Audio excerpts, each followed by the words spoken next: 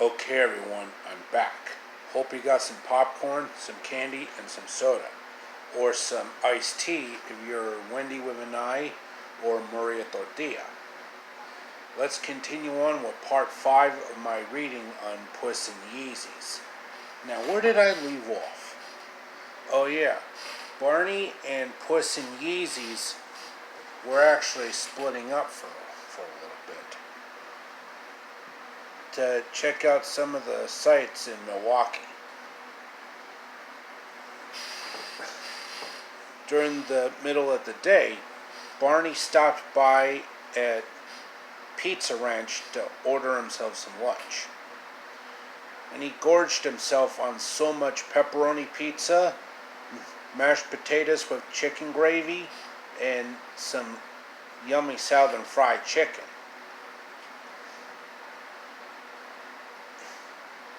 And then, unexpectedly, Emmy from Dragon Tales and Eddie from Ed, Edd and Eddy showed up.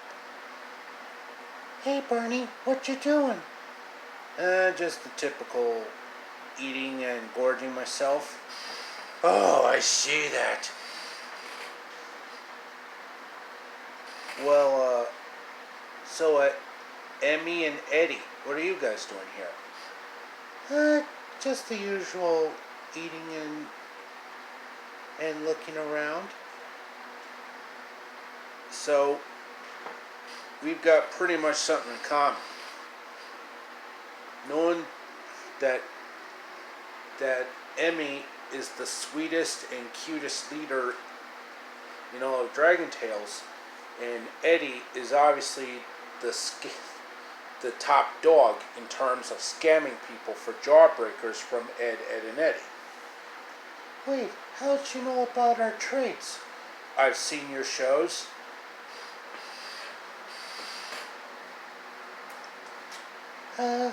Barney, do you know how to dance? 9. I haven't been taught to dance or anything. Come on, you're missing out, boy. Let both of us teach you how to dance. So Emmy and Eddie taught Barney how to do the waltz.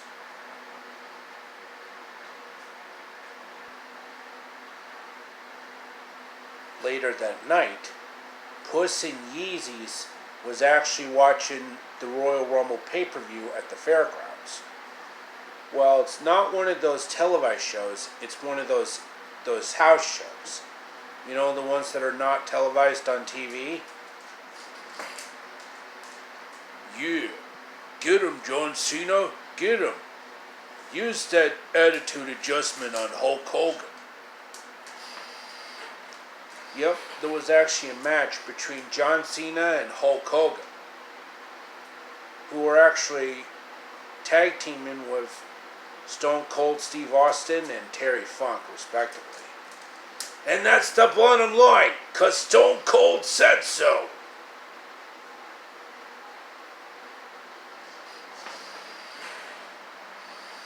And then when Barney and Puss and Yeezys returned home, they found out that King Tyrone and his darling daughter, Princess Ingrid, have been kidnapped by Professor Coldheart.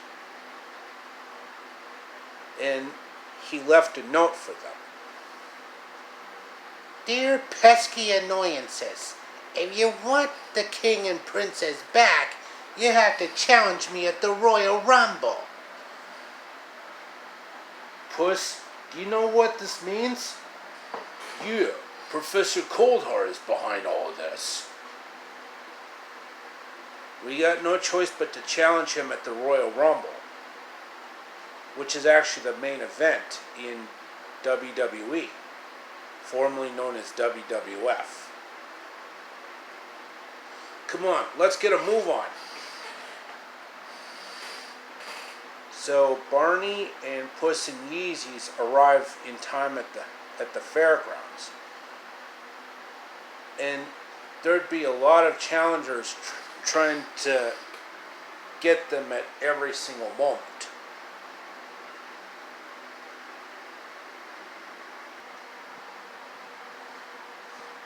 the first opponents at this 50-man Royal Rumble were Ray Samanda from those old Menards commercials. Like, Menards is all the heavy-duty industrial coating tools you need to help you in your workshop do most any job. Menards, your complete hardware headquarters. Look here. Then there was also Roger Thorpe and Alan Spaulding from Guiding Light, who also tried to challenge them. Wait a minute. I know you guys.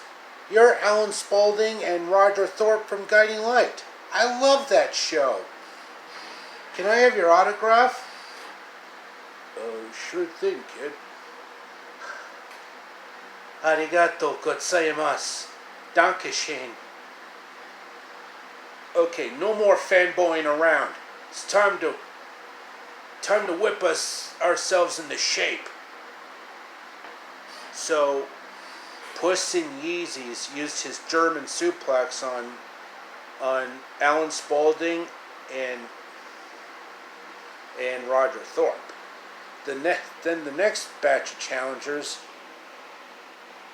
were pretty much Lady Tremaine from Cinderella, Gaston from Beauty and the Beast, the Queen of Hearts from Alice in Wonderland, and Jafar from Aladdin.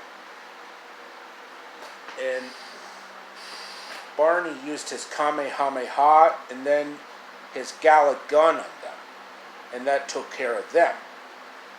Then he also took care of Maleficent from Sleeping Beauty. Then they challenged some of the WWE and Impact Wrestling female wrestlers, like Paige, Becky Lynch, Bayley, Sasha Banks, and Gail Kim. Like, Taryn, you really want to go down this road? You really want to go down this road? So why don't you do it like a real woman does? In the ring, like I would. Luckily, they got some female backers to back them up, like Giada Darientes from Giada at Home and Everyday Italian, Rachel Ray from 30 Minute Meals, Martha Stewart from, Martha Stewart Living, Sandra Lee from Semi Homemade Cooking, and Gemma Stafford from Bigger Bolder Baking. Hi, Board Bakers. Hi, and welcome to Board Baking Basics. Here we get stuck to the fundamentals of baking, so you can bake with confidence anytime, anywhere. And of course, Maria Tortilla. Hi everyone, this is Maria with Maria Tortilla Story Time. Today I bought a huge amount of toys at the 99 cent only store. And that took care of some of those female wrestlers like Paige and Gail Kim. When all the other competitors couldn't handle the strength of Puss in Yeezys and Barney, they were faced with the ultimate challenger, Professor Coldheart. And it was pretty much a steel cage match. You'll never escape, you little brat! I've designed these cages to repel all warmth. You can't even touch them. Oh, he's right. But I'm sure our friends will. I'm sure Kyle Broflovski will help us get out. No, they won't, because he won't be able to see you. But then, unexpectedly, those giant demonic ogres showed up and saved them. Whoa. How'd you manage to break through those cages? I thought they were impossible to break. Well, there is one advantage of being the ogre demon, is by using our brute strength. That's right, and we wouldn't let the winners of Checkers to be defeated by a frosty tyrant like Coldheart. Uh-oh, suppose I better get going. Yeah, you better run, you little coward. Oh, Barney, Puss, am I glad to see you? Oh, I'm glad to see you too, sweetheart. I'll never let you out of my sight again. That's really good to hear, because the wedding is going to be sometime around 12 noon. Did you hear that, Puss? We're finally a part of this loving family. You know, living it up with Princess Ingrid and King Tyrone.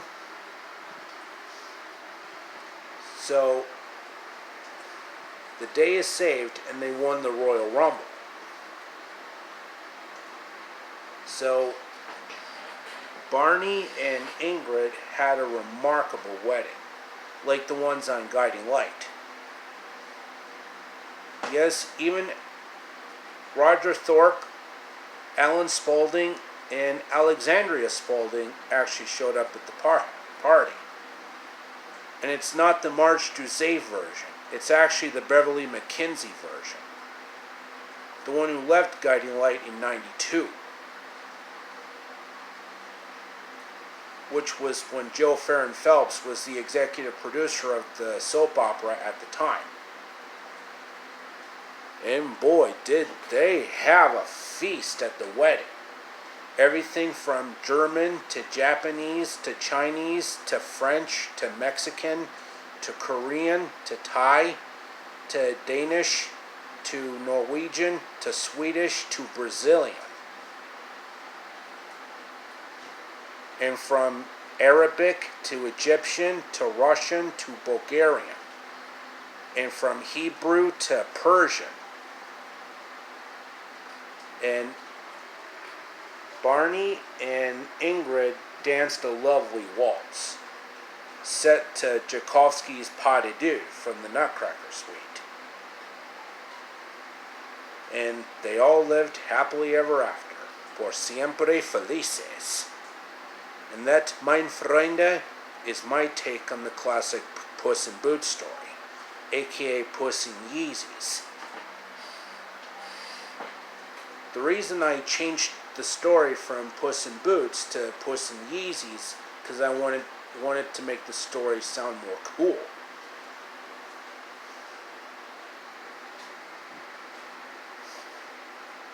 And I had to make my adaptation of the tale so unique and different from the past Puss in Boots incarnations.